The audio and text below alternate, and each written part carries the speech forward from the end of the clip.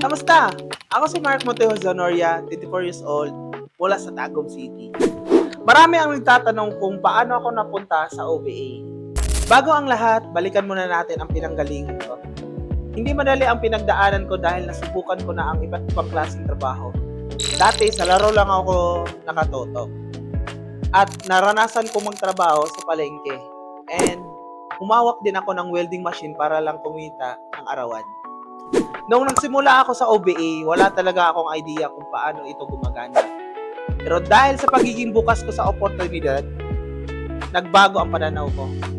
Ano nga ba ang OVA?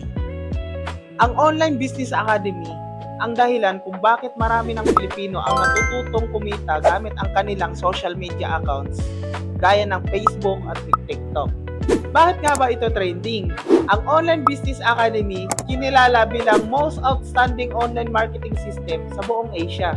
At kakagaling lang ng aming 12th anniversary celebration sa IEC Convention noong July 5. Marami na kaming natulungang OFWs, empleyado, housewives, at mga kapwa ko manggagawa na naghahanap ng pagbabago.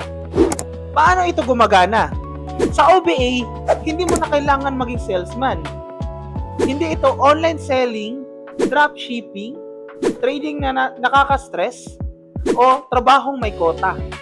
Interesado ka bang matutunan ito?